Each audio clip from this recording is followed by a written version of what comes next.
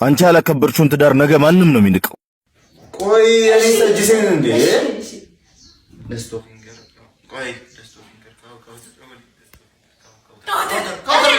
አንቺ ማጥራለሽ አንቺ ሲጀመር ተፋፍሬልሽ ወይኔ ሁሉ ተሸክተሽ እሺ ምን ታዲያ ተፈጠረ? እሺ ንድገም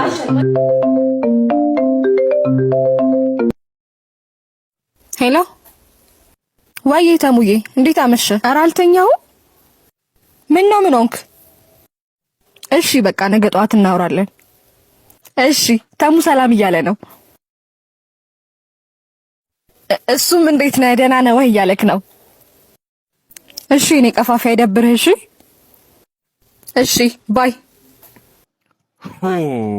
እሺ የማተራ ነው ነፃ መሆንና መስመር መተላለፍ የተምታታብሽ ለምንድን ነው? ዊዴቭዬ ደግሞ አሁን ምን ተፈጠረ? ሰዓቱን አይተሽዋል? 5 ከሩብ ይላል። ኦልሞስት እኩለ ሌሊት ማለት ነው። ባለትዳር ቤት በዚህ ሰዓት መደወል ለምን አስፈለገ? ውይ ተሙ እኮ ነው ስሜቱ ተረበሸና ጓደኛው ስለሆንኩ ደወለልኝ። እኔ አልፈልግማ።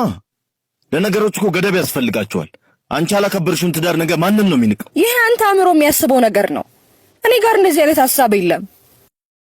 ተሙ ደግሞ በጣም የምወደው የረጅም ጊዜ ጓደኛዬ ነው። ወይ መጥቶ ለምን አብሮን እዚህ አይኖርም? በሁሉም ነገሮቻችን ውስጥ እኮ አለ። ይሄ ልክ የሌለው ቅራት። እኔ በጣም ደክሞኛል። እንግባ እናንተኛ።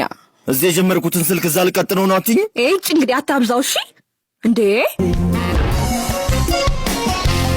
የዋህ ልቤ እንግዲህ ቅመሰው ለምን አመንክ የማይታመን ሰው ስትከተላት በልጣብህ ከኔ ይህ ይመጣል መቻልክ ያኔ